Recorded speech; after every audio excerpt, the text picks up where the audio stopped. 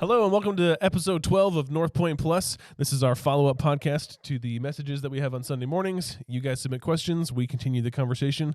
It's fun.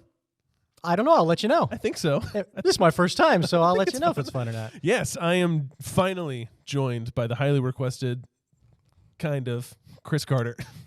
Highly, as in no one said please don't. So that's good. Exactly. Chris, we just wrapped up our sermon series on God's design, and we were saving the best for last. The last for last. We were saving the last for last. Bring it home. Yeah. Yes, and we talked about marriage and singleness. Marriage and singleness. So give me the bird's eye view of what we talked about yesterday. So this is a big issue, like in my world right now. This is something that I'm passionate about. Is this idea that marriage is a picture of the gospel, so how Jesus treats his people, and so marriage. It's important for us to have marriages that reflect that look like that. And if marriage is not your path right now, if you are single, and I use the phrase "still" or "again," then that's for a season, and that's not a bad thing. That's a good thing too. And so lean into that, see what God has for you. So that was 20 minutes, 30 minutes worth of talking there. Great. We should just do it in the 30-second version, huh? We could. I like it. Our views might go up. I don't know about engagement. Yeah. Well, we got 9 questions that came in, and we'll see how many we can get through. Maybe we'll rapid fire them. Yeah, bring them. We'll wrap this up in 2 minutes. I'll go short answers. Great. So the first question, I just love this because there's so many questions that come in where it's like, I don't know. Yeah. But maybe you know. Maybe you do know. Maybe you have the secret insight. Well, I'll come up with something. To everything we're talking about. So Okay. Chuck submitted a question. He wants to know, so we talked about Genesis, Adam's created, Eve created, the fall. Yep. What fruit did they eat? What was the fruit that Adam and Eve ate? It was the fruit. Yeah, what kind? Yeah, that's it. That's what we know. What's your least favorite fruit? Or maybe most favorite fruit. We know that it was good looking, desirable to the eyes, right? Tasted good for food, and somehow it gave wisdom. So we know it's not raisins.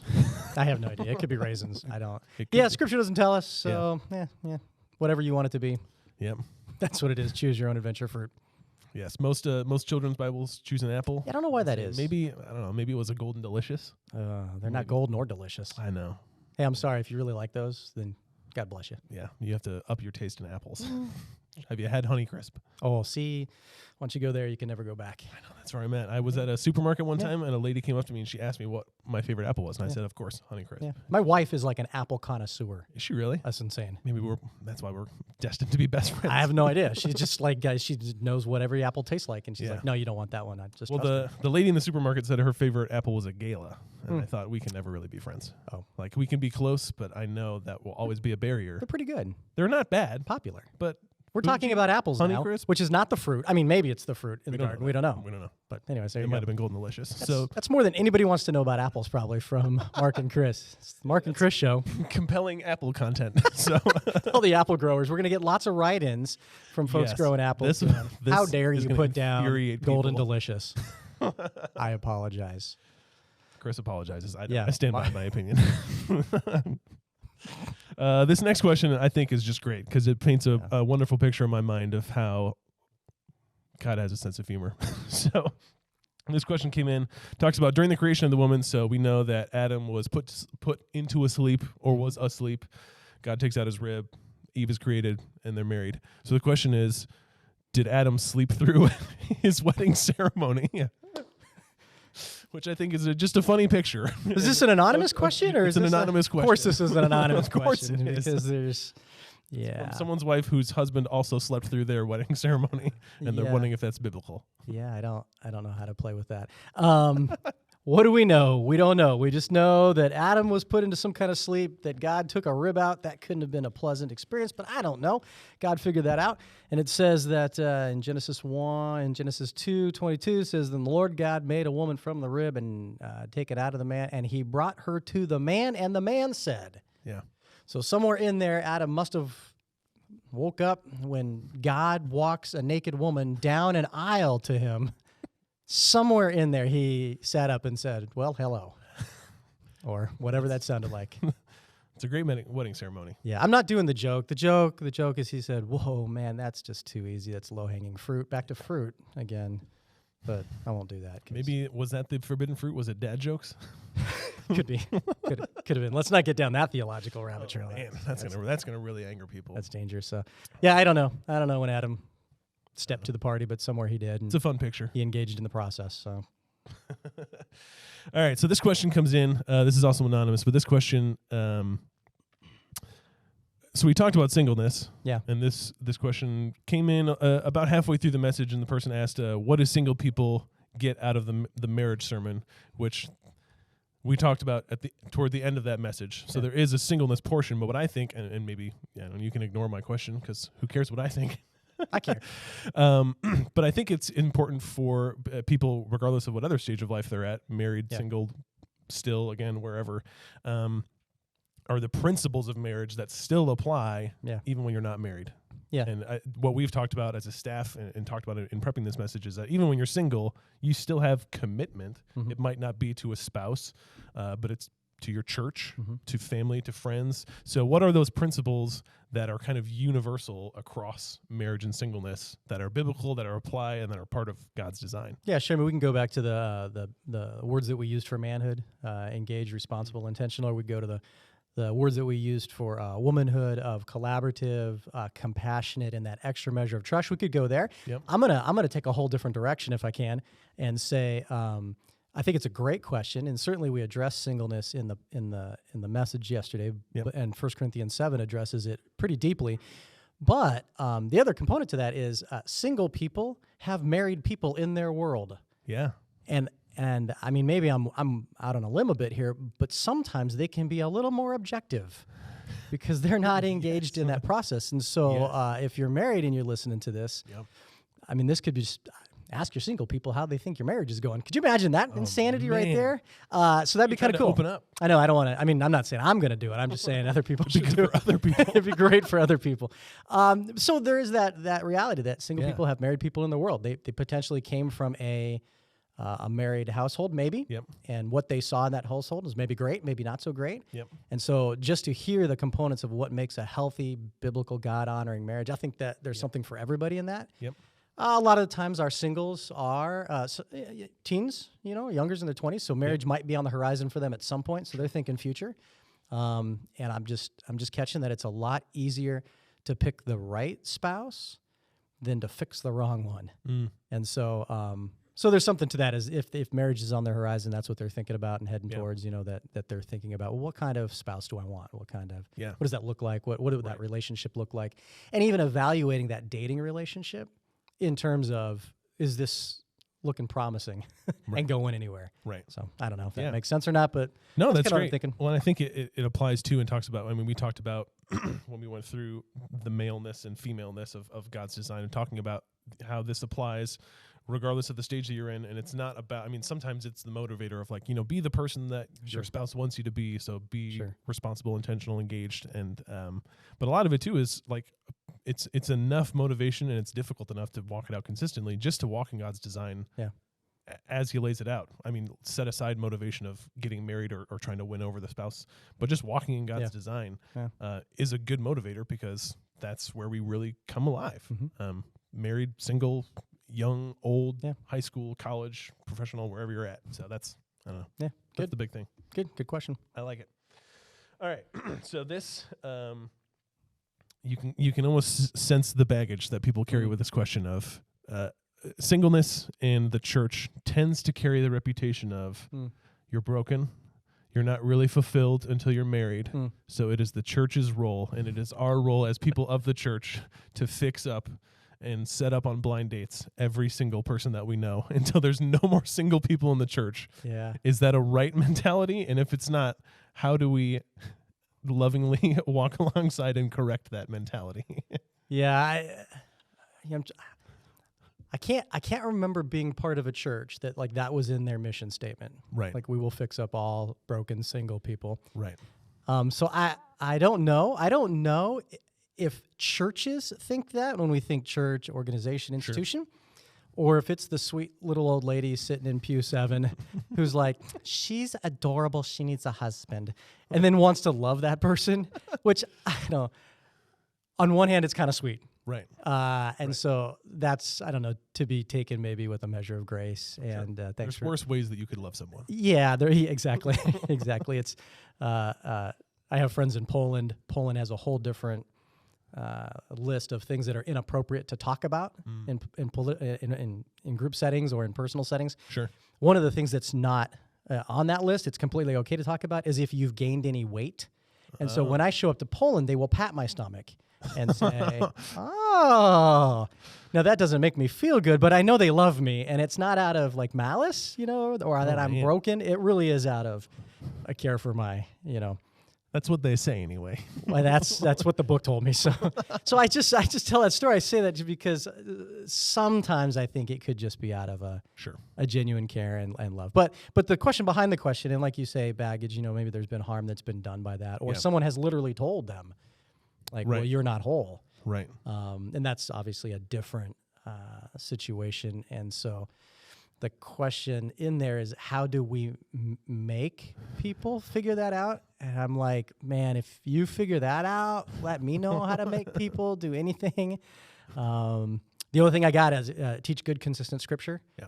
I mean, that 1 Corinthians 7 passage, the word where Paul says, it's good. It's a good thing. If you look that word up in the Greek, it's got this depth behind it that's amazing, like beautiful, handsome. I mean, it uses all the beauty words that we might use, our English translations just uses good.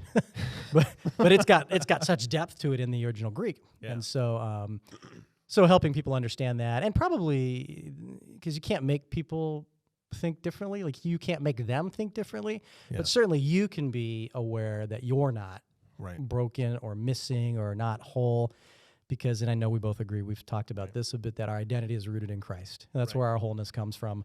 Right. And outside of that, there's these other components that make up life and whatnot. Yeah. But yeah, that makes sense. Yeah. Well, I think too, I mean, whenever there's any situation, topic, anything worth wrestling with, it always, the most convicting passage to me in Scripture, at least for the last few years, is in Romans, where it talks about the weaker brother.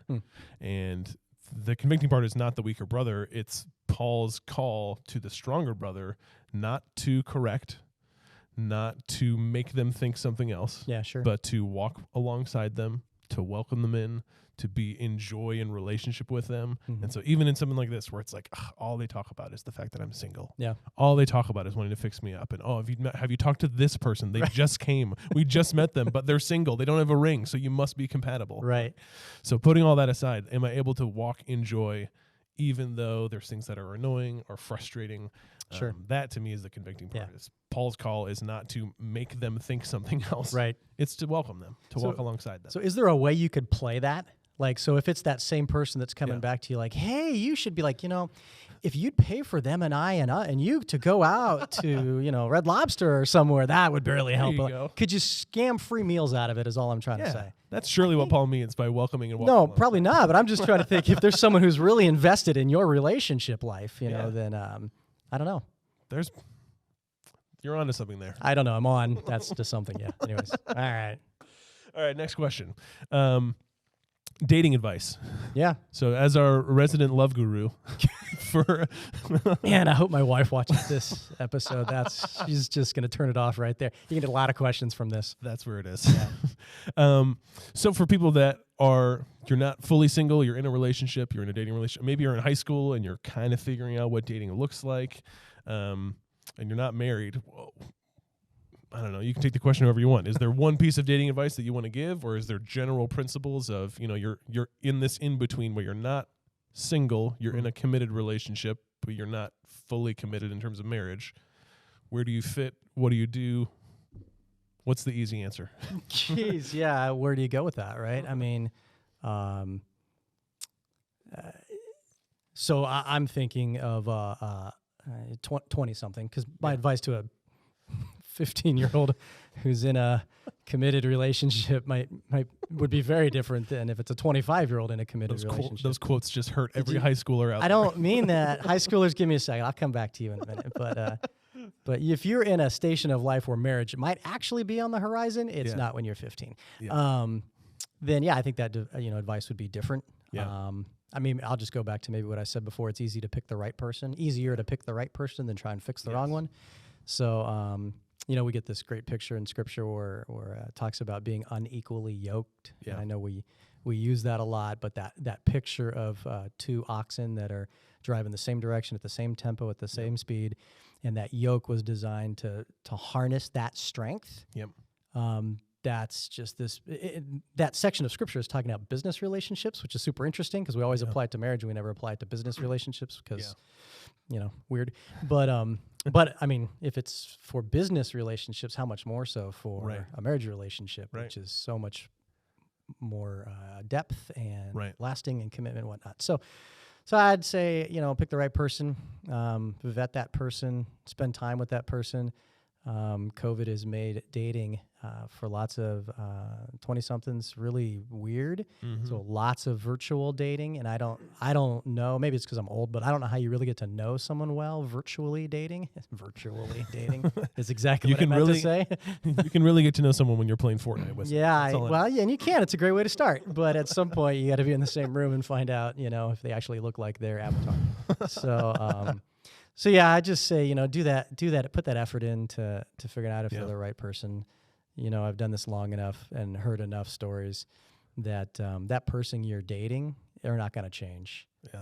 They're going to be if you marry them, they're going to be that same person. Right. So if they're lazy now, they're going to be lazy. If they are not committed to Christ now, and Jesus can do whatever he wants, right? He changes people. Yep. I don't want to discount that, but it's not the experience that they get married and all of a sudden get into who Jesus is, unless the Lord grabs their heart. If they're bad with money now, they're going to be bad with money when you get married. Yep. If they deprioritize you now, they're going to Okay, so you see where I'm. So I would just say put that energy into the front side, I guess. Yeah. If I had to boil it down to. Yep. What would you say? You're a dad of a daughter. Oh, man. This matters. The question, what am I going to tell my daughter? You don't date until you're married. That's going to get awkward. My daughter. Yeah. Yeah. Well, I think the story you brought up at the end was what was relayed to Julie and I when we were engaged, when we were going through premarital counseling, was the idea of running that race. And the phrase that was used for us in our premarital counseling was, marriage will not make you happy. Marriage should make you holy. And so that is the priority of our focus is Jesus. If I'm running towards Jesus, my wife will run next to me. Mm-hmm. And that should be the goal. And so I find that person that I want to do life with because we're both running toward the same thing. And like you said, it can happen. Yeah. Jesus changes people. Yep. Jesus saves people. Yep. Sure. Thank God for God. Yep. Right. That's a good thing. But by and large, a lot of those principles that people are founded in, especially in their 20s and 30s and 40s, all of that gets kind of grounded more of who you are as a person, how you live your life day to day, how you manage your money, how you work, your values on family, like all of that is not something that just switches overnight and gets fixed when you say I do. Yeah.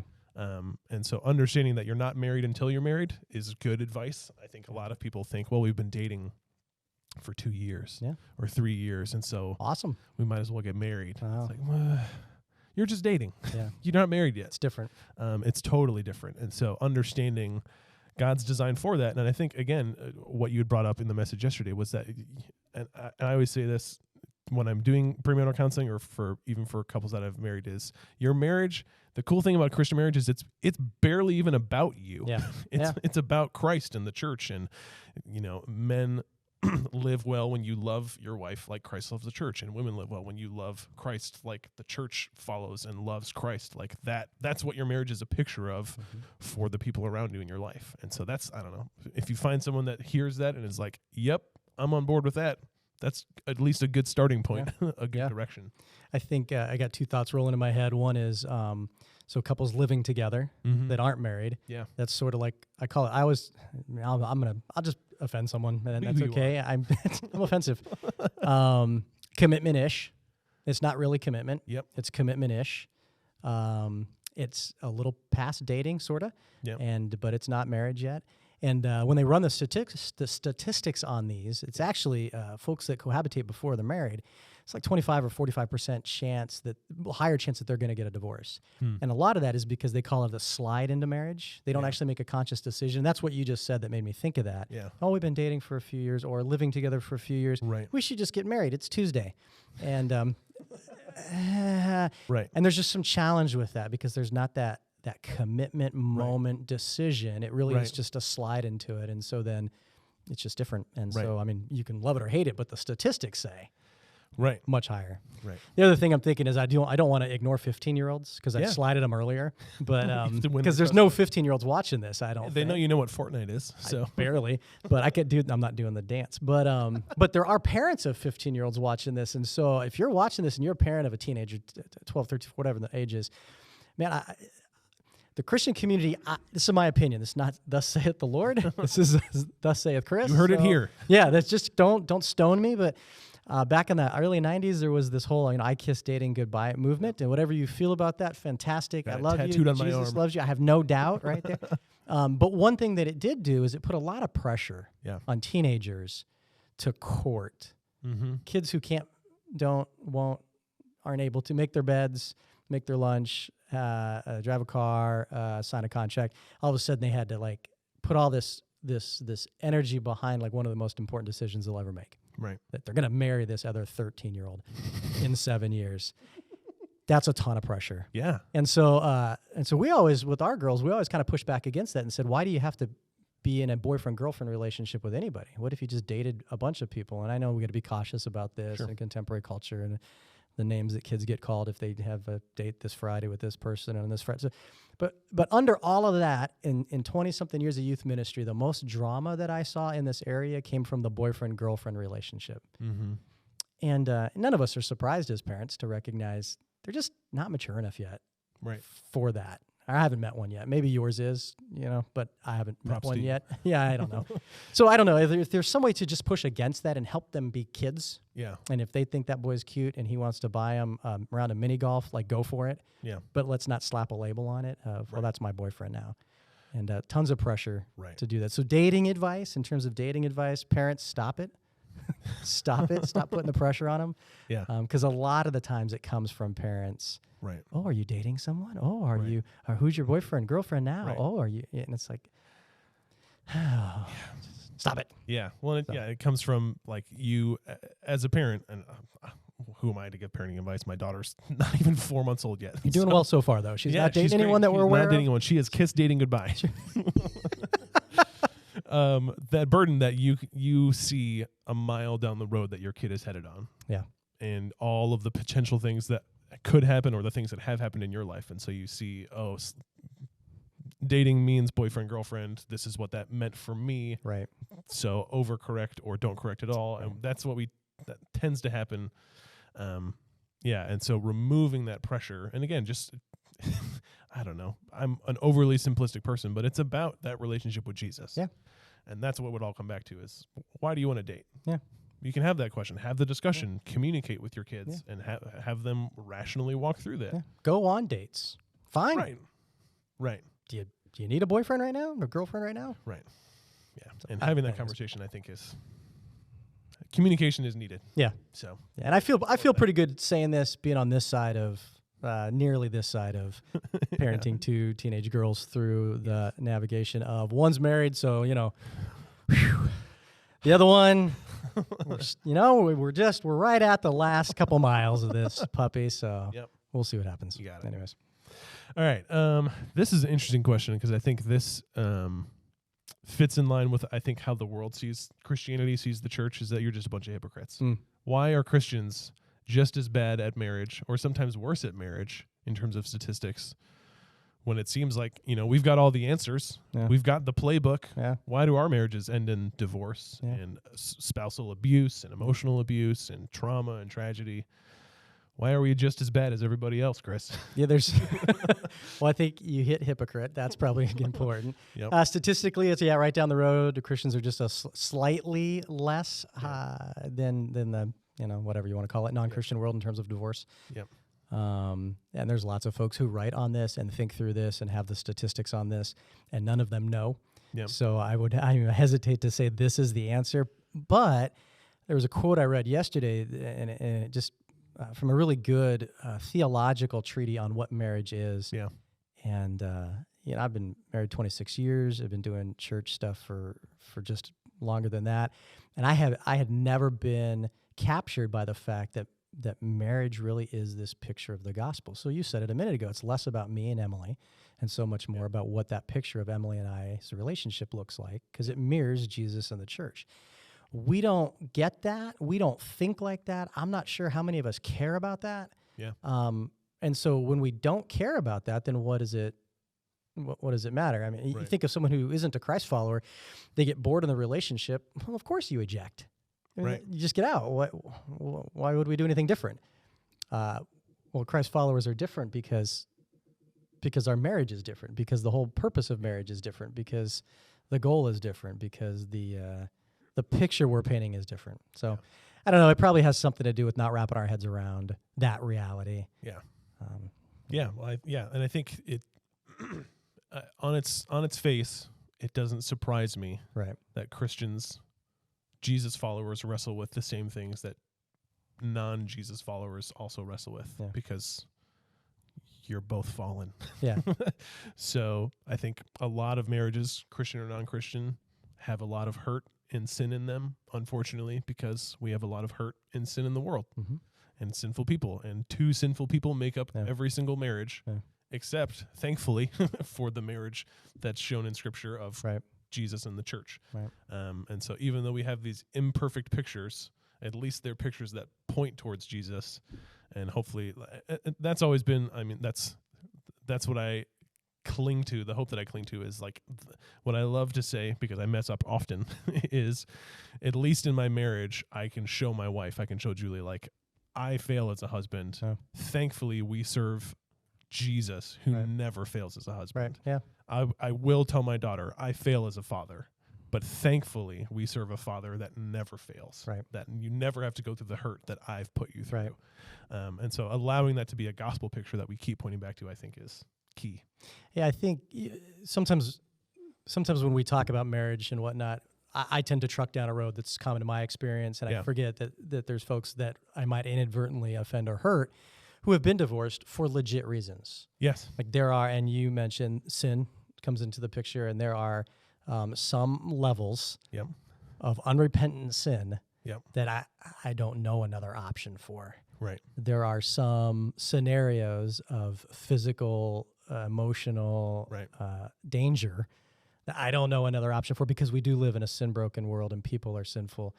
We hope to Christ followers who get it and are different, but that's not always the picture. And so as much as I want to push hard on the importance of marriage and staying married, because I think more often than not, it's not those outlier scenarios.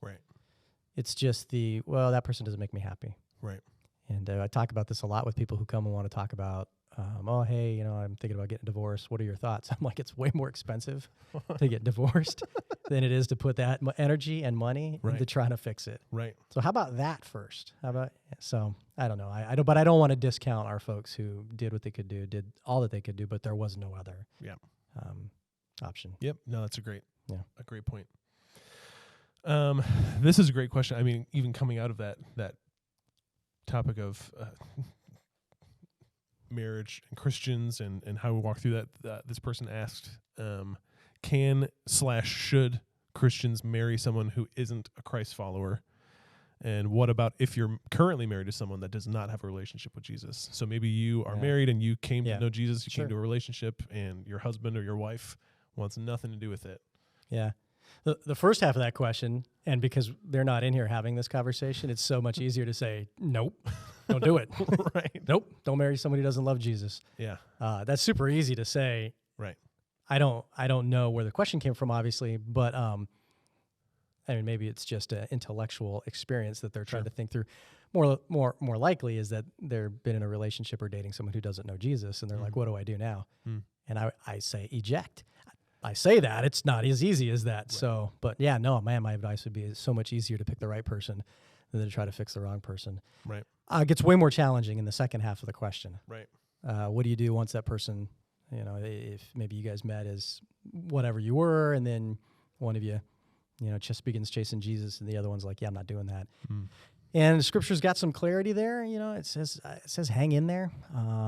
See what you can do. Who knows? Maybe by your lifestyle, you'll show Christ to that other person. And again, all the caveats are there that you're in a safe place and all that kind of stuff. But it's no easy road. And big chunks of my counseling is folks coming in going, hey, I want to go this direction, and my spouse doesn't. Yeah. What do we do? And there's nothing easy to it. Yeah. But I think there's opportunity there for you to hang in there. Yeah. Show Jesus to them. Yep. Love them in the way that Christ would, because again, it may be the only real picture of Jesus that they see. So. Yeah. Yeah, when I think too, I mean, it's again, this is all easy to say with no one in here. There's no personal examples. Yeah, well, and it sounds different when you're talking to somebody having this conversation. It's so easy to be like, yeah, don't do it. Right. Whatever you do, just don't. Well, and it makes you, I mean, the opportunity that you have, I think of God in the Old Testament and his faithfulness to Israel. Yeah. And all the times that they basically, I mean, the language that he uses is that they cheated on him. Yeah, right. Over and over and over again. I'm the faithful husband, you're cheating on me. Yeah. And the consistent example that we are given is God is faithful and sticks with it. Yeah. And that's the relationship that you get to see. So to have the opportunity to have that be the story that you give to your spouse of, I'm chasing Jesus, it's clear that you're not, you've said that you're not, it's evident that you're not, and I'm going to choose to love you in spite of that. Yeah. And through all of that. What better picture or visual of? Oh, amazing. Yeah. An amazing picture. Yeah, and then not easy. Right. Again, like, it's easy to say. Extra kudos, like double blessing on, like that's amazing. And then on that day when that person dies and stands eyeball to eyeball with Jesus, and he says, "Well done." Yeah. Good. I mean, I don't know. Maybe that we both just got chills. I know. I felt it too. But just that idea of well done, and that was what I called you to do. Yeah. And who knows? Right. Who knows what will happen in the life of that other spouse? Yeah. But I'll circle back to picking the right person. It's so much easier than fixing the wrong person. Yes. Yeah. But we don't always have that choice. So I get it. Yep. Yeah. Good question. All right. This is a cool question because I think this kind of speaks to where different people are at in terms of when they get married and where they're at. So this question came in. We talked about how marriage was instituted by God, starts with Adam and Eve, ends with the marriage feast that we read about in Revelation, and we have this in between. So if marriage is an institute before God and this couple has only been married through the eyes of the government, so you went to a courthouse, you eloped, you didn't have a pastor, do they need to get married by a pastor in order for it to be valid under the eyes of God? Yes. And only me. Yes. And what I charge for that is, what do you think? What do you think that's coming from? I'm just kind of like, I think there's probably examples of either people that maybe their parents or maybe they're in this situation where, hey, they were young or for a certain circumstance, let's just get married. We don't want to go through the whole rigmarole. Yeah. Let's just go get married. I'm for it. And then you sit under Chris's sermon. Oh. Chris's message where he says, you have to be married under the eyes of God. Oh. And you look at each other and you're like, did we do that? Oh. Are we really married? Oh. Did I say that? I'm trying to remember. I don't know. I might have. I think marriage is interesting. Yeah. It's such a cultural thing.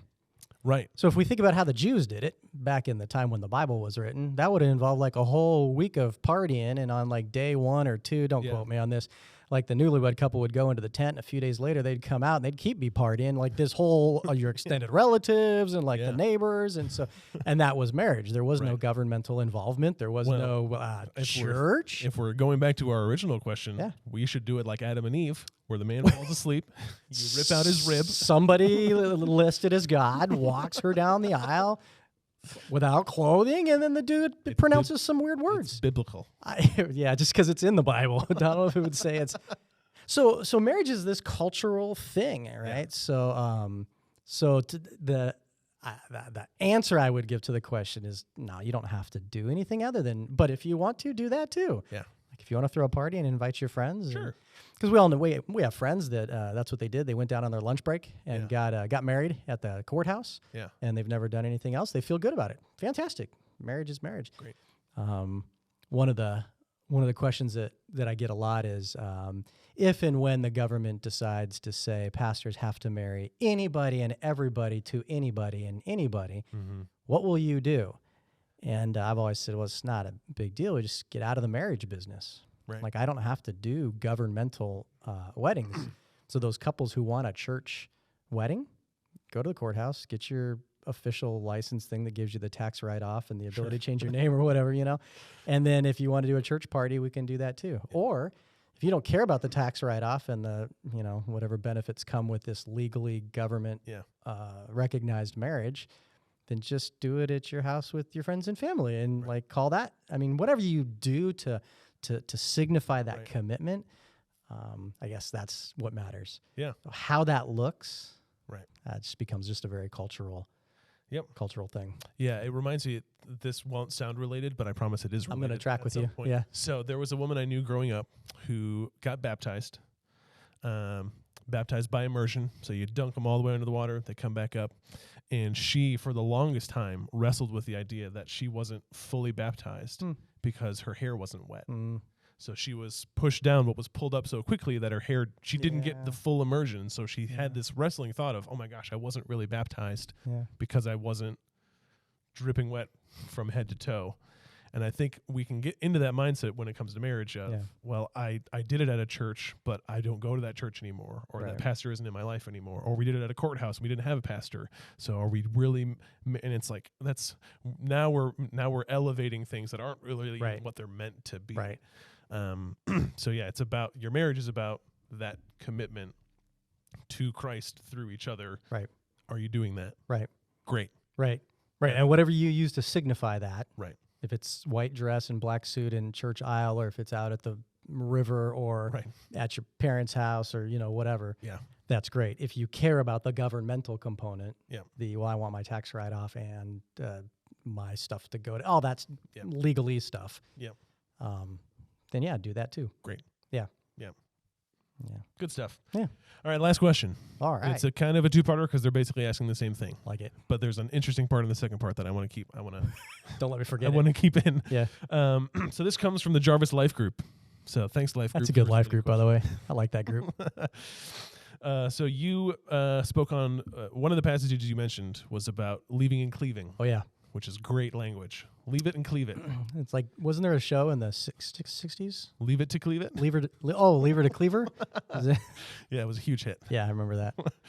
Does that apply to both men and women in terms of leaving their families, or is it just the man? Yeah. So when you're left and cleft, yeah, who is left and cleft? Left and cleft. Yeah, I don't think there's any reason biblically to assume it's only to the men. Yeah. In the three places it's used in Genesis, right? Genesis 2, God and Adam are having that dialogue or whatever. And it seems to be about Adam because that's the last person there. In Matthew, Jesus uses it, and they're asking about can a woman divorce her husband for any reason, or vice versa. And so it's used of a man there only because that's the order. And then in Ephesians 5, it's used again, but it's talking to husbands. So I can see how it would indicate or lean towards, well, it must be men because it's always men. But I think that's more just the way the dialogue was going. Right. The word in Greek is anthropos, which is the word that it just means people, mankind, with a clear lean away from any gender specificity. Yeah. So no, I think it's for men and women, and I think it's a huge issue. Yeah. This leaving and cleaving thing is a huge issue. Leaving your family of origin. So when you get married, that word for leave is a really brutal word. Yeah, it sounds harsh. It's harsh. When you take it in its meaning. It's what it said. I mean, it is reject, leave in the past, leave in the dust, don't think about again. I mean, it's extreme. I'm not saying you don't think about your family. No, great, Thanksgiving's just us. You got to figure this stuff out, but because we're also called to honor our parents at some point. But there is this distinct leaving that has to take place. And then that second half being the cleaving to the spouse. So you're leaving these two families of origin, and then there is this gluing together. And that's the word cleave that, our King James friend loves the word cleave, right?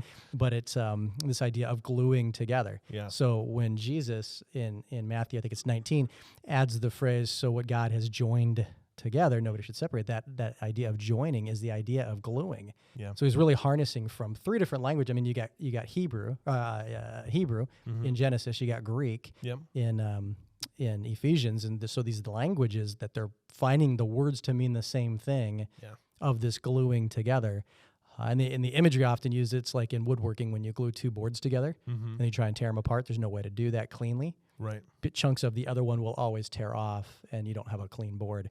That's the picture there. Yeah. And so much, I think, of our marital trouble comes from the not leaving our parents thing. Yes. So we tell our Emily and I, when we do premarital, we tell them, so when you get frustrated at your spouse and you have a good old-fashioned, what does Rick call it, an intense discussion? Yeah, intense conversation. Yeah, so when you're fighting it out, you don't go home to mommy and daddy.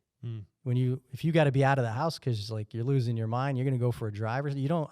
My suggestion is don't go home to mommy and daddy. Right. Or when you've had that dialogue and you're frustrated and you need to get perspective from someone, I say don't call mommy and daddy. I know it sounds harsh, but call a friend. Call your single friend. Call the Jarvis Life Group. I mean, call your life group people, that's not to say you never talk to your parents. Right.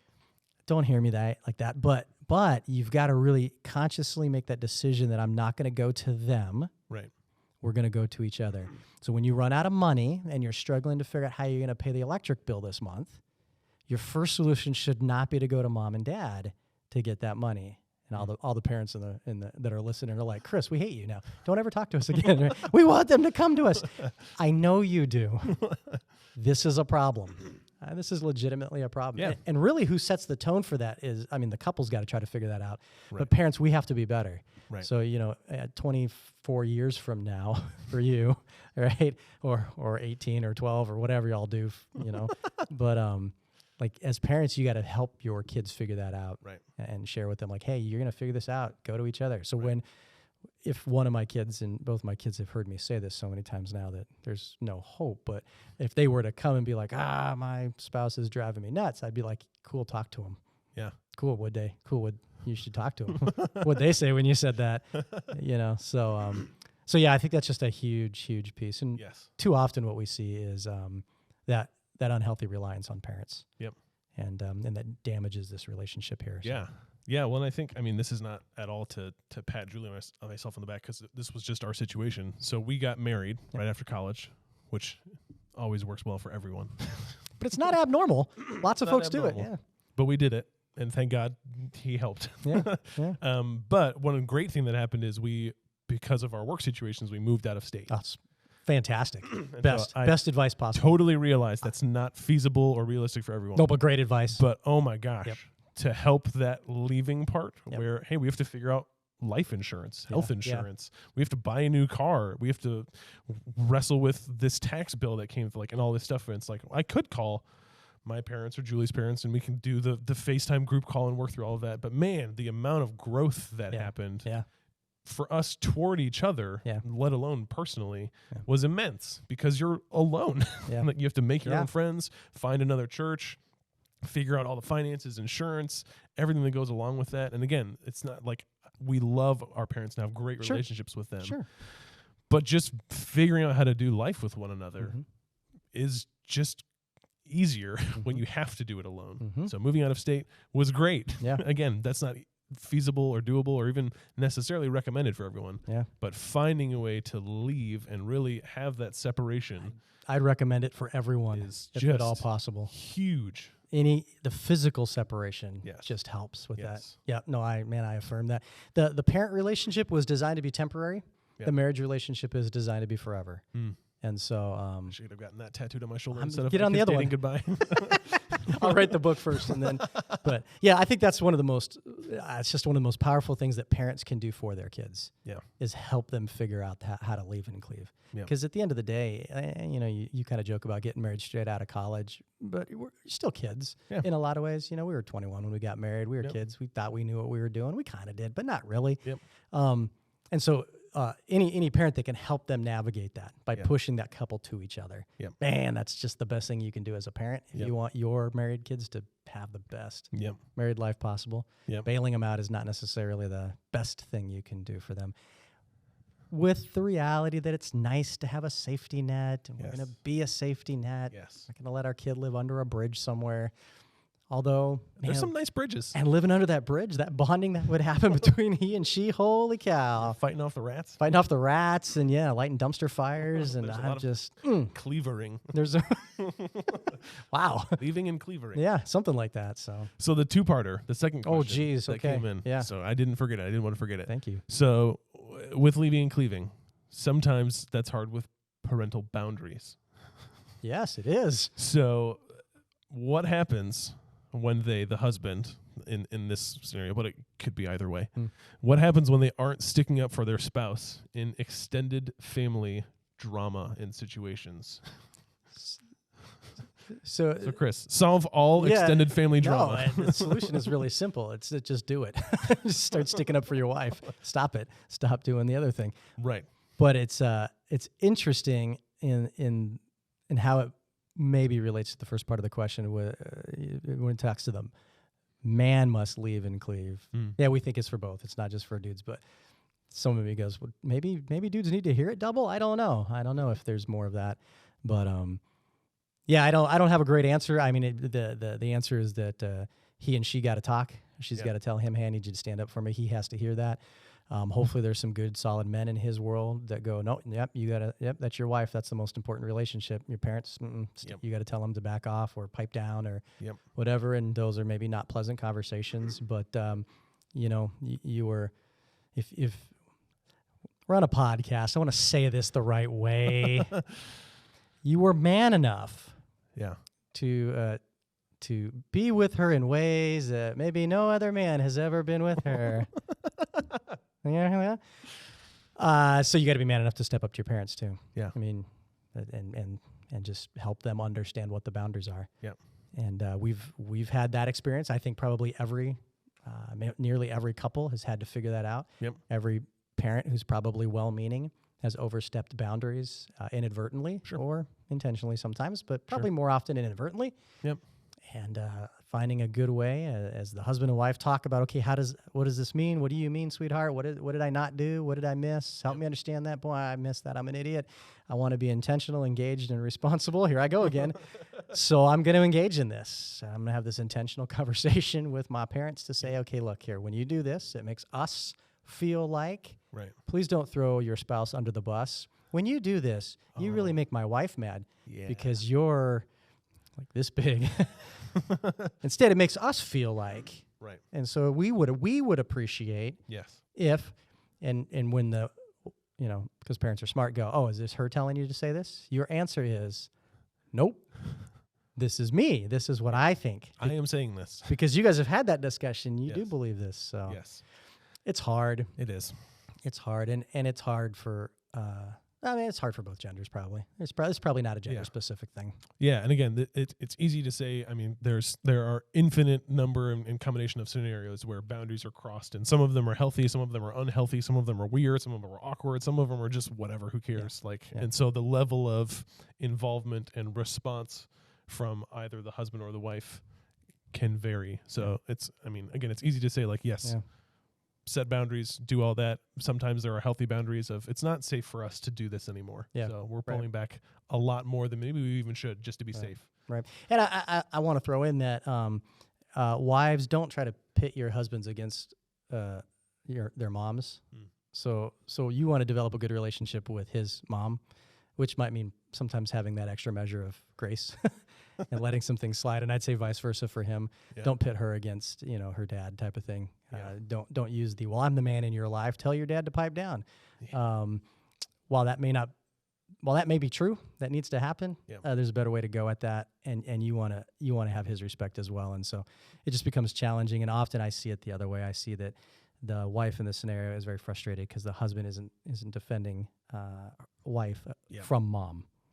And so there's just a caution there. Don't pit her. Don't make him choose between you and her. The choice is right. It needs to be you, spouse. But that's just an unfair. Yeah. Well, I think scenario. It all comes back to me to that leaving and cleaving where your family's not dead to you, but your wife is your priority. She is your main family unit that takes priority over everything. Yeah. So if there are things that are impeding that relationship between you two, between your kids, between that family unit, that is priority over every other relationship except for your spiritual relationship with Jesus. Yeah, I'd agree. And I'd actually say those things are so intertwined. Oh, yeah. That spouse relationship and the relationship with Jesus. Yes. Yeah. I mean, we've can't even rank those. Yeah. If you're unhealthy in one, you're going to be unhealthy in the other. For sure. So yes, 100%. Chris, that's all the questions I have. Man. Are there more questions that you want to bring up? No, not things you want to discuss? Anybody that's hung on for an hour, I'm just impressed. I don't have that kind of stamina, so I'm just. Well, you made it through. I got to take a nap. No, I appreciate. Thanks for letting me chat for a minute. Oh, yeah. I appreciate the questions that came in. This is a topic that I think is massive in our world. Yes. Back to that question of why are Christians so much to the same level of messed upness. Yep. Let's get this right. Yep. We can do that. Yep. We've got a God who does that. Yep. We've got a scripture that helps guide us. Yep. So let's change that tide in the next 10 years. Yeah. Would be cool. Yep. Thank God for God. Amen. Awesome. Well, thanks, Chris. Thank you all for submitting questions. Keep the conversation going, whether you're liking, sharing, commenting, subscribing, doing all the cool social media stuff, playing Fortnite. Talk about it on Fortnite. Do all the good stuff. Chris, thanks again. Yeah. We'll see you next week. Cool.